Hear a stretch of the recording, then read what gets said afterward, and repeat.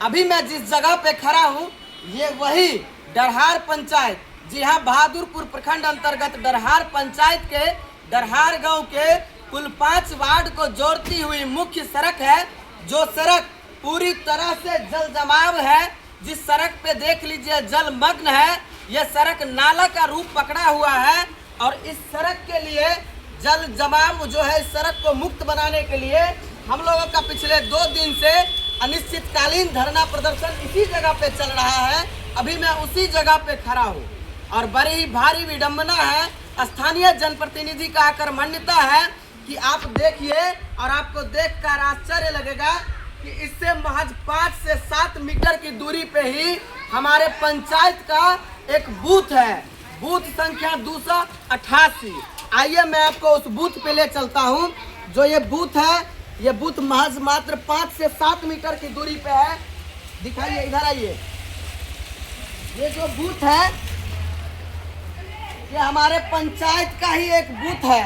इस बूथ पे विधानसभा चुनाव में, जी हाँ, शायद 1 महीने बाद ही यहाँ पे विधानसभा चुनाव का वोटिंग होना है और इसी बूथ पे वोटिंग होना है। ये बूथ क्रमांक 288 है और इस बूथ की स्थिति देखिए, कितना बड़ा बड़ा जंगल है। यहाँ पे कीचड़ है, जाने का सुविधा नहीं है।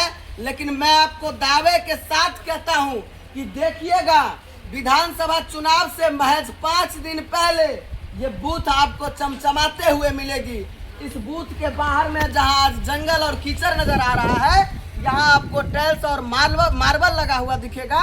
और इसी बूथ पे यहीं का जनता को वोट देने के लिए आग्रह किया जाएगा।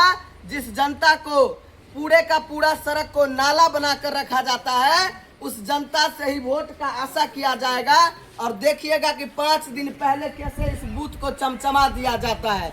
इस बूथ का वर्तमान स्थिति देखिए, स्थानीय जनप्रतिनिधि का कर्मण्यता देखिए। और सबसे बड़ी विडंबना है, ये हमारे पंचायत का ग्राम कचहरी है। जी हाँ, मैं सही बता रहा हूँ, ये हमारे डरहार पंचायत का ग्राम कचहरी है और इसी ग्राम कचहरी में बूथ है। सोचिए कि जिस पंचायत के ग्राम कचहरी का हालात ये होगा, उस पंचायत के सड़क का हालात क्या होगा। क्या मेरी प्रश्न जायज है या नाजायज है? जवाब आपके कमेंट सेक्शन में देना है।